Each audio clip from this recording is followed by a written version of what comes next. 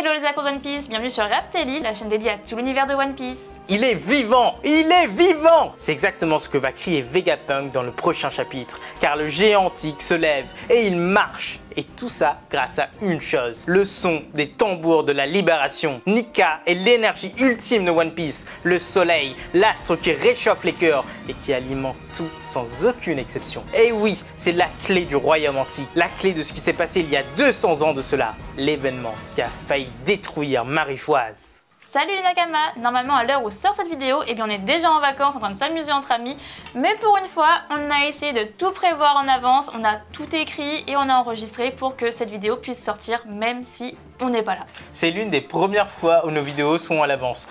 Oui, c'est vrai, pour les théories on les écrit très souvent en avance, mais les enregistrements ça se passe tout le temps la veille et le montage ça se fait tout le temps dans le rush, donc on va voir qu'est-ce que ça va donner. Et surtout pour cette fois-ci on a fait appel à un Nakama qui nous a proposé ses services de montage. Vous nous direz juste comme ce que vous avez pensé du montage en commentaire. Donc, franchement merci beaucoup, son nom est en description, il apparaît sans doute au-dessous également, donc n'hésitez pas à aller voir si vous avez besoin de monteurs. Pour cette vidéo du coup, ça faisait très longtemps qu'on voulait effectivement faire des théories sur ce robot antique. Bon, on a été un peu pris de court là effectivement par rapport au dernier chapitre, mais on s'est dit bon c'est pas grave, on le fait quand même. C'est vrai qu'en plus on a une théorie quand même qui a été validée dans ce chapitre, donc là ça fait super plaisir. Une grosse théorie hein. Une très grosse théorie. Comme quoi Nika c'est l'énergie qui active les robots antiques. Et c'est fou parce qu'on l'a fait il y a un bout de temps, quand le robot est apparu, on a fait une corrélation avec les robots qui étaient avec Ener sur la Lune et c'était tellement vrai. Et c'est fou comme le nombre de théories qu'on avait fait se réalise dans l'Arc Aged et dans One Piece. Petit à petit, on en a plus de 15 rien que pour cette année. C'est juste fou, les grosses théories, on les réussit. On ne fera pas forcément une liste parce qu'on n'est pas de ce genre-là, mais on veut juste que vous le sachiez. Donc n'hésitez pas à aller regarder les anciennes théories, vous allez voir, c'est fou comme beaucoup sont vraies. Et place à la vidéo, allez, c'est parti! Numéro 1, les royaumes antiques. One Piece est un monde complexe. Depuis plus de 20 ans, Oda nous dépeint ses recoins avec précision, que ce soit dans le manga ou dans les à côté. Il nous a décrit un ordre établi par ses dirigeants actuels il y a plus de 800 ans de cela, par les dragons célestes. Mais avant ça, il y avait quelque chose d'autre, un ensemble de royaumes antiques qui vivaient en harmonie et qui surtout avaient accès à une technologie sans pareille, une technologie qui rendait le monde agréable, mais surtout très loin de toutes les batailles. C'est ce qu'on appelait la Pax Antica, et toutes les espèces y vivaient en paix. Et parmi ces défenseurs, eh bien, il y avait les armes antiques et les robots. Et celui qui est le plus intéressant, eh bien c'est celui qui est sur Egghead actuellement, car il a littéralement tout vécu. Et ici, on va reconstituer son histoire, celui du dernier des survivants de l'ancien royaume, celui qui portait les poneglyphes. Numéro 1, sa création. La création de ce robot antique n'était absolument pas un événement à l'époque. Enfin, on ment un petit peu parce que c'était un événement, mais pas sur Terre. À l'époque, le monde était très trouble. Si on reprend l'histoire de Joy Boy, qui est très liée à ce robot, on sait que celui-ci est tombé face au futur gouvernement mondial, sans doute face à Im-sama. Donc à l'époque, il ne libérait pas les esclaves. Il n'a pas libéré les esclaves, il n'a pas libéré de prisonniers, il a juste perdu. Mais ça veut dire qu'avant, il avait fait un acte juste incroyable. Mais pas ce Joy Boy, un Joy Boy d'une précédente génération. Car oui, il avait bien cette réputation avec lui, c'était le libérateur qui dansait. Il a donc sauvé le monde bien avant, juste après son arrivée de la Lune. Oui, c'est fou, mais on s'explique dès maintenant. Les Shandia, les Lunaria et les Bilkans sont venus de la Lune. Ça, on l'apprend dans la mini-story d'Ener. Ils sont nés là-bas et ils ont épuisé toutes leurs ressources. Du coup, eh bien, ils sont venus en vaisseau spatial et ils ont débarqué sur Terre. Et oui, ce sont littéralement des ovnis. Or, ce qu'ils ont laissé derrière eux, eh bien, c'est ça, des usines, des robots miniatures, tout ce qu'Ener a réactivé. Et cela veut dire qu'ils étaient capables de les produire.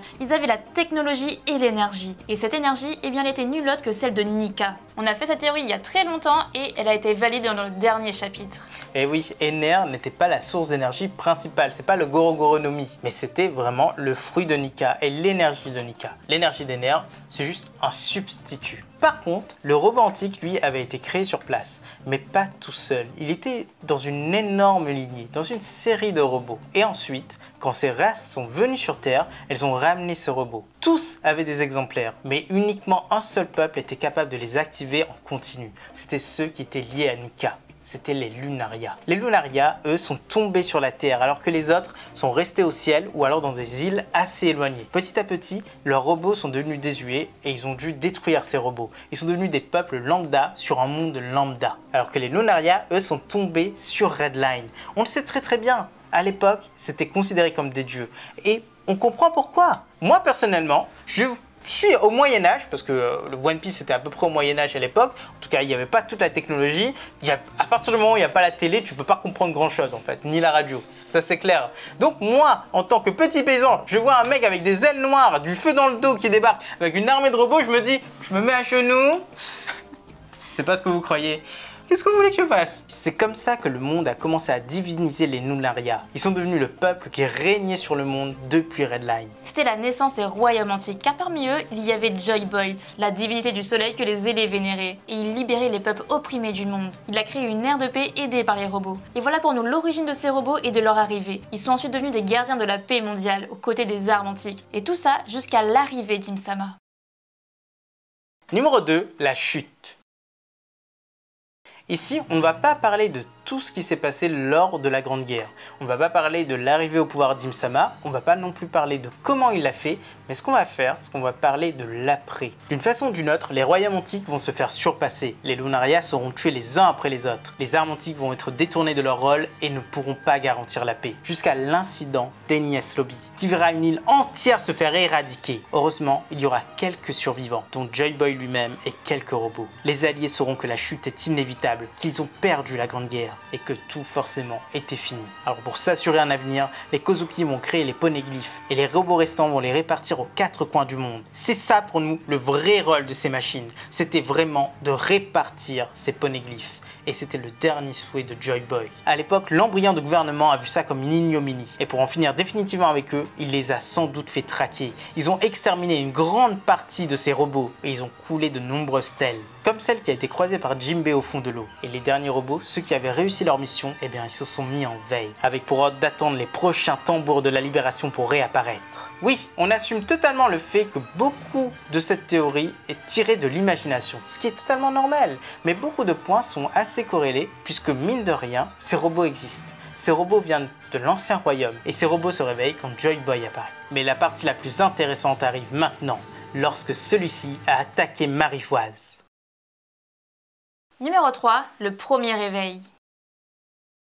À la mort de Joy Boy, sans doute exécuté suite à sa capture par Im-Sama, l'ensemble des installations antiques sont tombées en désuétude. Évidemment, car elles ne fonctionnaient que grâce à lui, que grâce à sa puissance. Toutes les armes se sont donc mises en veille jusqu'à un jour bien particulier. Joy Boy était revenu. Une personne avait mangé le fruit qui était lié à Nika. Et au bout de quelques années, il a commencé à éveiller ses pouvoirs, à devenir Joy Boy. Peut-être après une mort, peut-être était-il un puissant pirate ou alors un puissant marine, un bandit, peu importe. Le plus important, c'est que dans ses voyages, il y a 200 ans de cela, il est tombé sur ce géant antique. Il l'a réveillé grâce à ses pouvoirs. Il a compris tout ce qu'il avait à comprendre grâce au robot. En tout cas, il a au moins compris que le gouvernement était le mal. Et le robot est parti pour en finir avec le gouvernement. Il a attaqué Marigeoise, mais ce jour-là, le Joy Boy est mort. Celui d'il y a 200 ans fut tué, sans doute par le Gorosei ou un de leurs envoyés, ce qui marqua la fin de l'incident. Et ce fameux robot lui a été ramené jusqu'à Egghead par des scientifiques pour être analysé au fil du temps. Le point important ici, c'est que le Gorosei s'est peut-être déplacé lui-même. Ce Joy Boy en question, il n'était pas totalement éveillé, peut-être que si.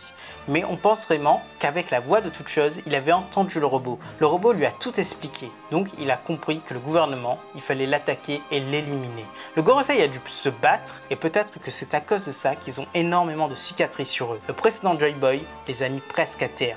Et aujourd'hui, Saint Saturne, qui est aux abords d'Egghead, il ne veut pas revivre la même chose. Il est tout seul, il ne va pas affronter Luffy tout seul. Mais ça, ce sera une autre théorie. Numéro 4, le dernier réveil.